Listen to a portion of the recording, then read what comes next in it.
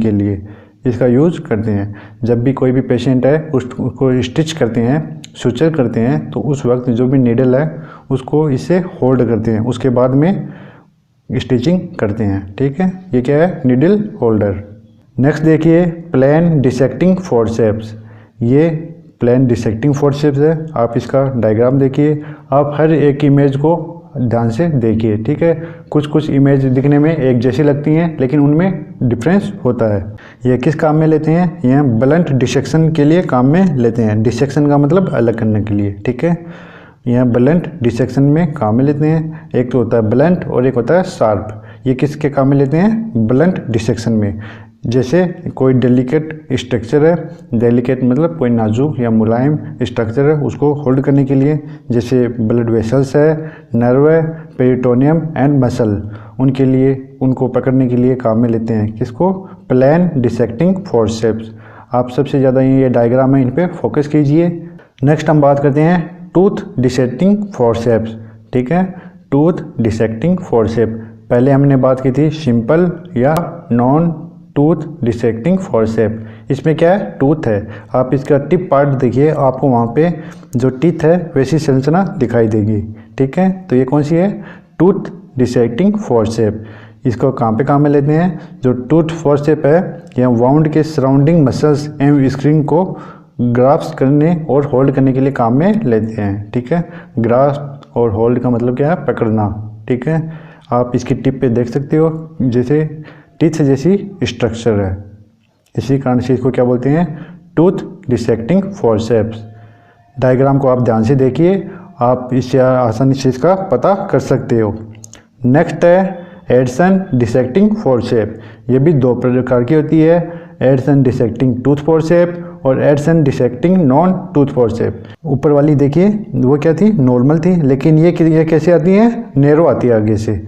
ठीक है, बारीक आती है, पतली आती है और दिखने में कैसी है, डिसेक्टिंग फोर्सेप जैसी है, लेकिन ये आगे से नैरो आती है। नेक्स्ट हम बात करते हैं एक और इम्पोर्टेंट की, जो है चिटल फोर्सेप। चिटल फोर्सेप का एग्जाम में बहुत बार पूछा गया क्वेश्चन, इम्पॉर्टेंट है ये भी। इसका यूज़ किस लिए करते हैं, स्टेराइल इक्विपमेंट को होल्ड करने के लिए। ठीक है, जो भी स्टेराइल इक्विपमेंट है, स्टेराइल गॉज है, उसको पास करने के लिए सर्जरी के दौरान, और जो भी अगर आपने जो भी स्टेराइल गॉज ड्रम देखा होगा उससे ड्रेसिंग गॉज निकालने के लिए काम में लेते हैं, स्टेराइल इक्विपमेंट को पास करने के लिए काम में लेते हैं। आप इसको ध्यान से देखिए, ये आगे से ऐसे मुड़ा हुआ रहता है। ठीक है, एग्जाम में ये भी 2 या 3 बार पूछा गया है, इम्पोर्टेंट है। ऋषिकेश के एग्ज़ाम में पूछा गया था, एम्स दिल्ली के एग्ज़ाम में भी पूछा गया था। जब भी चिटल फोर्सेप है उसका यूज ना हो तो उसको मेथाइलिड स्प्रिट के कंटेनर में रखते हैं। नेक्स्ट देखिए long straight artery forcep. Diagram को देखिए, ये कैसी है, लॉन्ग स्ट्रेट आर्टरी फोर्सेप। जो इसका आगे का पोर्शन है वो क्या है, लॉन्ग है, स्ट्रेट है। ठीक है, तो यह मुख्यतः सर्जिकल प्रोसीजर के दौरान ब्लीडिंग को कंट्रोल करने में काम में लेते हैं। नेक्स्ट देखिए कर्व्ड फोर्सेप आर्टरी। पहले वाली लॉन्ग थी, स्ट्रेट थी, लेकिन ये क्या है, कर्व्ड है। कर्व्ड मतलब मुड़ा हुआ, आगे से मुड़ा हुआ। आप इसको देख सकते हो। इसका यूज किस में करते हैं, इसका यूज हीमोस्टेट में करते हैं। ठीक है, हीमोस्टेट में इसका यूज करते हैं, जैसे पेरिटोनियम और फेसिया के एज को होल्ड करने और कट करने के लिए कर्व्ड आर्टरी का यूज करते हैं। आप एग्जामिनर इसका मोस्टली आपको डायग्राम शो करेगा और इसका नाम पूछेगा, तो आप इसको ध्यान से देखिए। ये आगे से क्या है, कर्व्ड है। ठीक है, मुड़ी हुई है, तो आप इससे समझ सकते हो ये कौन सी आर्टरी फोर्सेप है, कर्व्ड आर्टरी फोर्सेप। नेक्स्ट देखिए इम्पोर्टेंट है, अभी सफदरजंग की एग्ज़ाम हुई थी, उसमें भी ये इसका क्वेश्चन आया था, स्पॉन्ज होल्डिंग फोर्सेप्स। लेकिन उसमें पूछा था जो भी स्वैब है, जो भी स्पॉन्ज है, उसको होल्ड करने के लिए। तो इसमें देखिए जो ये फोर्सेप है, जो भी सर्जिकल प्रोसीजर के दौरान इसको जो भी गोज स्क्वायर है उसको पकड़ने के लिए काम में लेते हैं, जिससे जो गोज है सर्जिकल साइट पर निकलने वाले ब्लड को या जो भी फ्लूइड है उसको एब्जॉर्ब कर सके। ठीक है, इसको ध्यान से आप आगे से देखिए, इसकी स्ट्रक्चर, कोई भी डायग्राम है आप उसको ध्यान से देखिए, उसकी स्ट्रक्चर को देखिए। आप उसको अच्छे से देखोगे तो आप जल्दी समझ जाओगे। ठीक है, कई जो इंस्ट्रूमेंट है वो दिखने में सेम से लगते हैं, तो आप उसमें डिफरेंस पहचानिए। इसको आगे से देखिए, ये कौन सा है, स्पॉन्ज होल्डिंग फोर्सेप। इम्पोर्टेंट है। इसका दूसरा नाम है Foster Ballenger sponge forceps. Next देखिए Kocher artery forcep. Kocher artery forcep important है, अभी भी ये इसका भी एग्जाम में फिलहाल ही सफदरजंग में पूछा गया था इसका क्वेश्चन।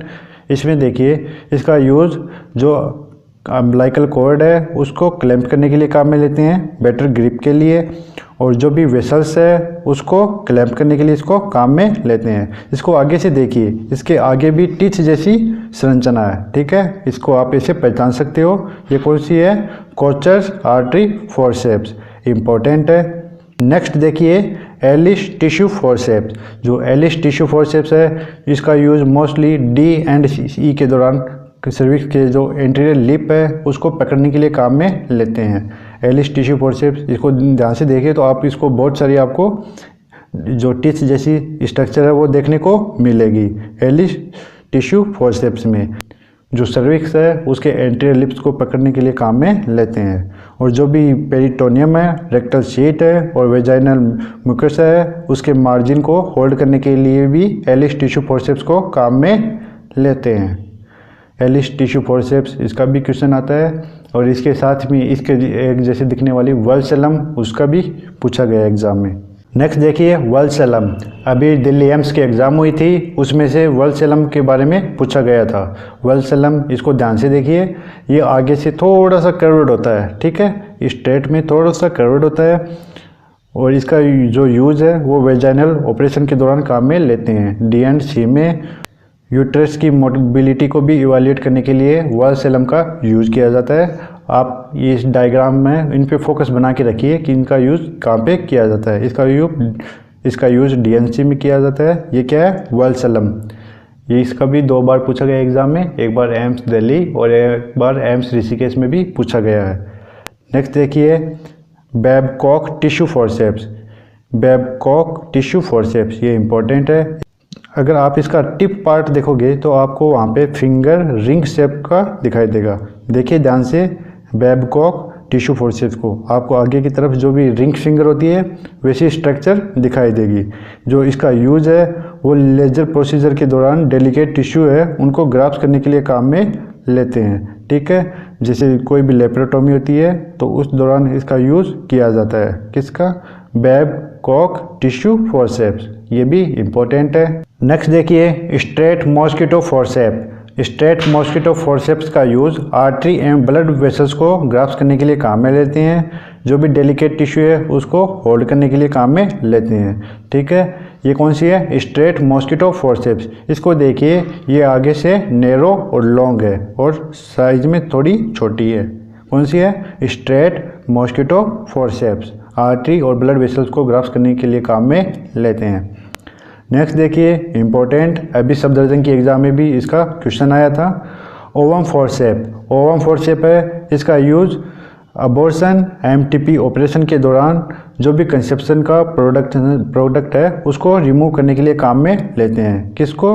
ओवम फोर्सेप्स को, ठीक है। जो भी फर्टिलाइज ओवम है, जो भी कंसेप्शन का जो प्रोडक्ट है उसको रिमूव करने के लिए काम में लेते हैं। किसको? ओवम फोर्सेप्स को। इसको आगे से देखिए, इसमें छोटी छोटी बॉल जैसी संरचना मिलेगी आपको, जिससे जो भी कंसेप्शन का जो भी प्रोडक्ट है उसको बाहर निकाल सकते हैं ओवम फोर्सेप्स की सहायता से। नेक्स्ट देखिए हम बात करेंगे वेजाइनल स्पेकुलम। 2 टाइप के होते हैं, कोस्कोफ वेजाइनल स्पेकुलम और सिम्स वेजाइनल स्पेकुलम। इसका यूज़ जो भी वेजाइना है उसको विजुअलाइज करने के लिए काम में लेते हैं, इंस्पेक्शन करने के लिए काम में लेते हैं। इसमें फर्स्ट देखिए ये कौन सा है? कोस्को बाइवाल्व वेजाइनल स्पेकुलम, ठीक है। कोस्को बाइवाल्व वेजाइनल स्पेकुलम, ठीक है। एग्जामिनर इसका डायग्राम देगा और इसका नाम पूछेगा। और नेक्स्ट देखिए सिम्स वेजाइनल स्पेकुलम, ये डबल ब्लेडेड है, ठीक है। Double bladed Sims vaginal speculum है ये। नेक्स्ट देखिए यूटेराइन साउंड, ये भी सफदरजंग में पूछा गया था अभी। इसका यूज़ अबनॉर्मल यूटेराइन कंटेंट्स की पोजीशन को पता करने में काम में लेते हैं। जैसे कोई भी यूट्रस में ट्यूमर हो, पॉलिप हो, प्लेसेंटा पीस हो या प्रोडक्ट ऑफ कंसेप्शन हो, ठीक है, तो उसकी पोजीशन को नोट करने के लिए हम यूटेराइन साउंड का यूज करते हैं। आप इसके डायग्राम को देखिए, ये डायग्राम आया था सफदरजंग के एग्ज़ाम में, एग्जामिनर ने इसका नाम पूछा था। तो ये कौन सा है? Uterine sound. नेक्स्ट देखिए uterine flushing curate. Uterine flushing curate, इसका यूज हम किस में लेते हैं? D and E, dilation and evacuation में यूटेराइन कैविटी को फ्लश करने के लिए काम में लेते हैं। जैसे इसका नाम है यूटेराइन फ्लश क्यूरेट, वैसे ही इसका काम है यूटेराइन कैविटी को फ्लश करने के लिए। नेक्स्ट देखिए सर्वाइकल डायलेटर। ये सर्वाइकल हेगार डायलेटर है, इसका यूज सर्वाइकल कैनाल को डायलेट करने के लिए काम में लेते हैं। ठीक है, इसको ध्यान से देखिए, अलग अलग साइज के हैं ये सर्वाइकल हेगार सर्वाइकल डायलेटर। नेक्स्ट देखिए पेल्विमेट्री। पेल्विमेट्री, इसका ये डायग्राम देखिए, इसका यूज पेल्विक्स के टाइप को पहचानने के लिए काम में लेते हैं। स्पॉन्टेनियस लेबर में भी इसका यूज किया जाता है। ठीक है, आप इसको ध्यान से देख सकते हैं। ये क्या है? पेल्विमेट्री।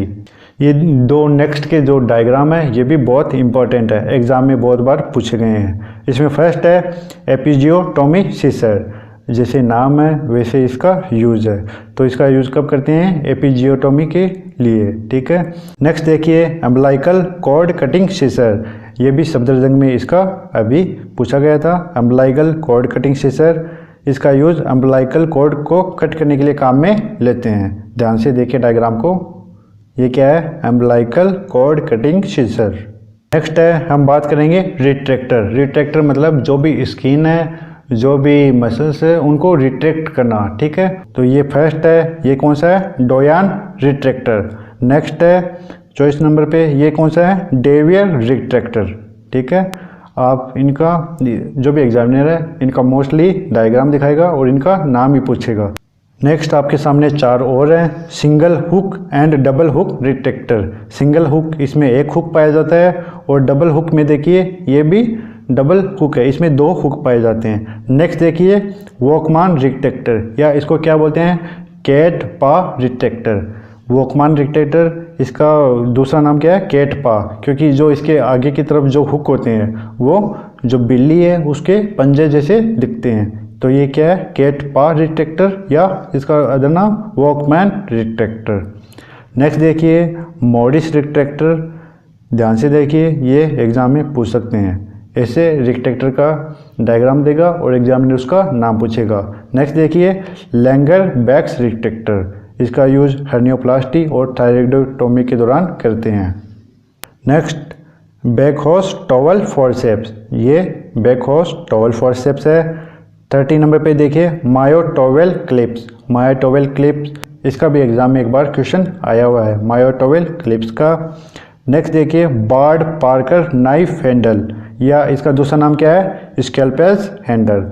ठीक है, जब भी कोई भी सर्जरी होती है तो इसके अंदर क्या लगाया जाता है? ब्लेड लगाया जाता है, उसके बाद में कट किया जाता है। तो इसका यूज़ क्या, किस नाइफ हैंडल, या जो ब्लेड हैंडल, या स्कैल्पेल हैंडल।